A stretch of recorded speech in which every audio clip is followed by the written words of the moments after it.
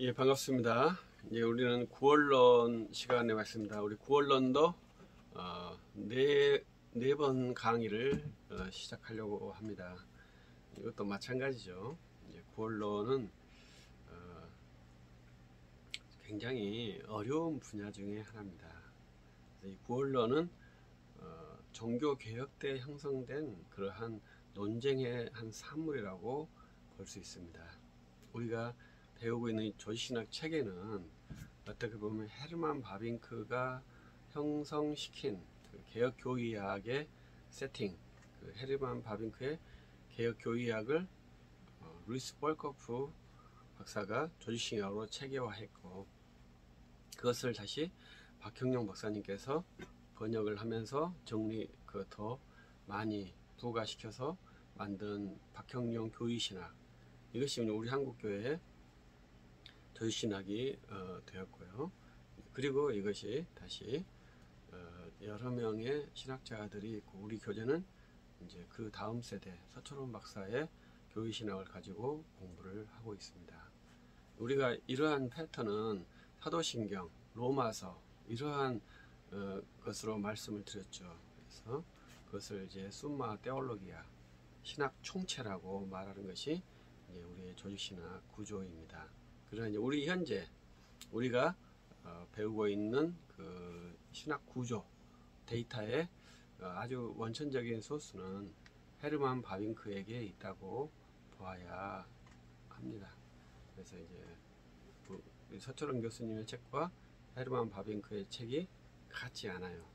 그러나 그 소스를 핸들링하는 방법과 그 데이터의 배열이 약간 다르고, 어느 포인트를 보는 관점이 약간 다르지만 그 거대한 면에서는 같다고 봐야 되죠. 그래서 우리가 집을 지을 때 지금 우리 아파트라는 것이 상당히 정형화된 것이지만, 지금 요 첨단적인 아파트는 면적은 같지만 내용의 배치가 다른 그런 아파트도 있다고 하잖아요. 그러한 형태로 본다면 좋겠죠. 그래서 우리가 똑같은 폼이지만 안에 있는 방의 구조, 방의 크기, 배열, 이러한 것들의 차이가 있다, 이렇게 이해한다면 좋겠죠. 그래서 16세기 루터가 종교개혁을 일으키면서 이제 구원론의 새로운 전환이 생겼습니다. 그래서 그 전에는 구원의 기관이 교회라고 보았거든요. 구원의 기관이 교회라는 것은 틀리지는 않죠. 그러나 그 교회가 구원을 독점하면서 문제가 발생한 거죠. 교회가 구원을 독점했다는 것은 제사함의 확증을 교회가 시효하는 겁니다. 은혜를 교회가 확정하는 겁니다. 이것은 부당하다. 이것이 이제 루터의 선언이었죠. 그래서 이것이 이제 여러 갈래로 퍼질 수 있는 그러한 계기가 되었다고도 볼 수 있습니다. 그래서 우리가 구원의 확실성, 이것이 구원론에서는 매우 중요해요. 여러분은 구원의 확실성을 갖고 있습니까? 그 구원의 확실성은 어디에 있을까요? 중세 천년에는 교회가 있었다, 이 말이죠. 그런 루터가 그것을 깬 것이 종교개혁이죠. 구원의 확실성은 교회에 있지 않다, 이렇게 볼 수 있죠.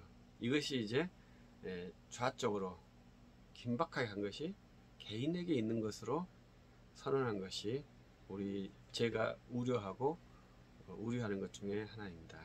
지금은 과도한 신앙의 개인화가 되어서 구원의 확증을 개인이 갖고 있는 것으로 가끔 많은 사람들이 말을 하기도 하죠. 그래서 그러한 워딩은 내가 예수를 믿으니 나는 구원을 받았다, 이렇게 하는 것이 이제 저는 구원의 확실성의 개인화라고 생각을 합니다. 그래서 이러한 구원의 확실성의 개인화와 지금 이 코로나19 상황이 굉장히 매칭이 잘 되어서 탈교회화가 신속하게 진행되고 있지 않는가, 이렇게 저는 반성을 하고 있습니다. 그래서 우리는 반드시 구원의 확실성을 가져야 되죠. 여러분은 구원의 확실성이 있습니까? 구원의 확실성이 있으면 그것을 교만하다고 말하는 사람도 있대요. 왜냐하면 구원의 확실성이 어디에 있는지를 판단하기 때문에 그렇습니다. 구원의 확실성이 교회에 있다고 판단하는 사람은 성도가 구원의 확실성을 주장하면 교만하다고 말을 하겠죠. 왜냐하면 확실성을 줄 수 있는 기관이 교회인데 스스로 구원의 확실성이 있다고 말하기 때문에 적당하지 않는 것이죠. 그러면 개인에게도 구원의 확실성이 없고 교회에도 구원의 확실성이 없고, 그러면 구원의 확실성은 어디에 있을까요? 이것이 우리가 논의하는 아주 중요한 토론 중에 하나죠. 왜냐하면 두 개는 정확히 아니라는 가치가 있는 겁니다. 교회에 구원의 확실성이 있는 게 또 아니고요, 또 개인에게 있는 것은 아니에요. 이런 것이 이제 우리 신앙에서 말하는 어쩌면 중도주의가 나와야 될 그러한 시점이 아닌가. 그래서 우리 16세기에는 이제 루터가 구원의 확실성을 교회가 아닌 개인이라고 말 안 했습니다. 교회는 아니라는 거죠. 교회가 고해성사를 하거나 면죄부를 팔아서 구원의 확실성이나 구원의 가치를 변경할 수 있는 권한이 교회에 없다, 이렇게 선언한 것이죠. 그러면 또 개인에게 있느냐? 개인에게도 있는 것도 아니죠. 그러면 그것이 국가에 있느냐? 국가에 있는 것도 아니죠. 그러면 어디에 있느냐? 답을 내지 못했다고 저는 생각을 합니다. 그러나 아닌 것은 확실히 아니죠. 이제 18세기가 되면서 19세기가 되면서 교회와 국가가 이제 분리가 됐어요. 그러나 종교개혁 시대까지만 해도 교회와 국가가 하나인 시대입니다. 그래서 그걸 우리가 잘 이해를 해야 돼요. 1647년에 웨스트민스터 신앙고백서를 스코틀랜드 의회에서 결정을 했거든요. 그때까지만 해도 교회와 국가가 하나예요. 그래서 우리가 17세기의 신학을 공부할 때 염려해야 될 것이 교회와 국가 간의 문제가 우리와 전혀 다른 세계예요. 그래서 그 신학을 우리에게 직접 가져오면 아주 문제가 돼요. 근데 그것 중에 하나는 뭐냐면 국가가 교회에 봉사해야 한다, 이러한 조항들이 있어요. 그러면 그것을 그대로 가지고 오면 대한민국 정부는 대한민국에 있는 교회에 봉사해야 할 의무와 책임이 있을까요? 그렇지 않다 이 말이죠. 지금은 대한민국 정부가 우리 교회에 어떤 의무를 가지고 있지 않아요. 어떻게 보면 종교기관이기 때문에 더 의무를 회피할 수도 있어요. 종교 편향되면 안 되니까요. 이것이 왜 그럴까요? 우리 대한민국이 반기독교적인 정서이기 때문에 그런 게 아닙니다. 그건 헌법이 그렇고요. 우리 세계의 정신, 시대 정신이 그래요. 그것이 18세기에 미국이 형성되면서 또 프랑스가 독립하면서 이것이 세계의 가치로 결정이 됐어요. 그러니까 그 전과 그 후로 완전히 달라진 것이죠. 그래서 우리는 그러면서 이제 권위체가 사라지는 거잖아요. 그래서 이 구원의 확실성에 대한 혼돈이 더 심각하게 증대되었습니다. 그래서 지금은 성도의 구원의 확실성이 개인화가 더 심하게 증대되었고, 우리 한국교회도 개인에게 구원의 확실성을 부여하는 경향이 많이 있게 되었죠. 그러면 또다시 구원의 확실성은 어디에 있을까요? 저는 이제 교회에 있다고 생각하는 사람이거든요. 근데 그것을 교회가 결정하는 것은 아닙니다.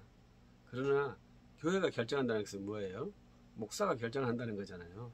목사가 결정은 아니에요. 그러나 교회에 있다고는 생각을 해요.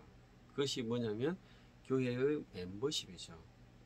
그러나 이제 우리가 구원론에서는 우리 구원의 확실성은 보이지 않는 성령의 끈으로 그리스도와 연합된 것이 구원의 모습이거든요.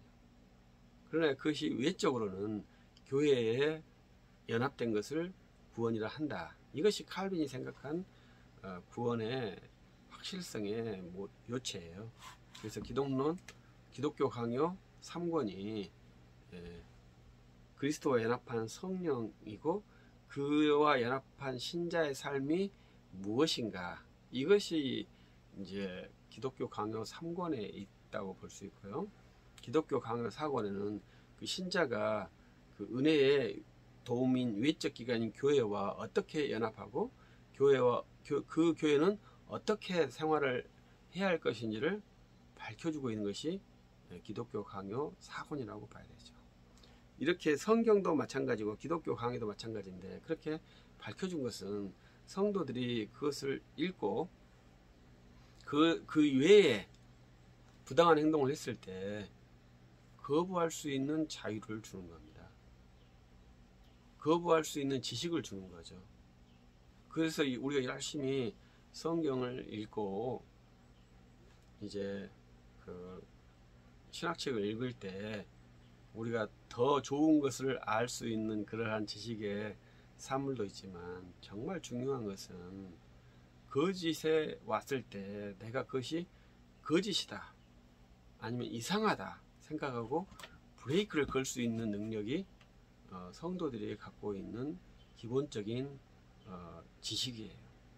이제 우리들은 이제 목사들은 바른 지식을 전파하려고 하는 학문의 습득이고요.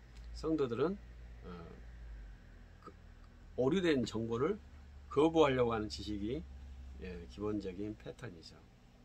그래서 이 교회에 속해 있으면 내가 성령의 사람으로 성도들과 한 몸으로 예배를 하고 그 예배에서 은혜를 받고 한 주간의 삶을 사는 그러한 은혜의 백성이라는 것을 양심적으로 또 형식적으로 확정을 하기 때문에 구원의 확실성을 가질 수 있다. 이렇게 저는 생각을 합니다. 그래서 우리 성도들은 자연스럽게 교회를 가면 도장을 딱 찍으면 하루에 일주일 동안 내가 그리스도인이다 하는 어떤 양심의 확증을 받고 있는 그러한 구조도 갖기도 하죠. 이것을 습관으로 하면 습관적 종교인이 되지만 그것을 전심을 다해서 한다면 그것이 정말로 좋은 그리스도인이죠. 그래서 우리는 구원의 확실성을 갖고 있어야 합니다. 그래서 그 구원의 확실성을 주장을 합니다.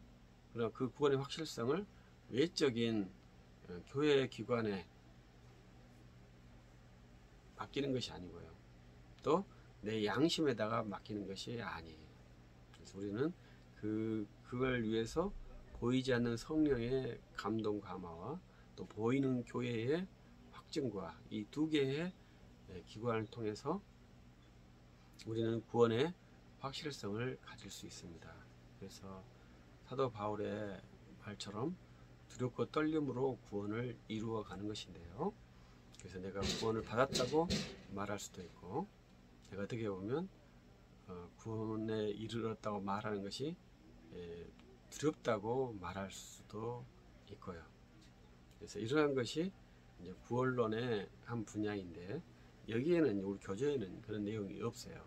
그러나 이제 구원론에서 제가 생각할 때 가장 중요하게 생각하는 것은 구원의 확실성입니다. 여러분은 구원의 확신을 갖고 있겠죠. 그때 여러분의 양심에 구원의 확실성을 두지 말고 이 언약에다가 구원의 확실성을 두는 것이죠.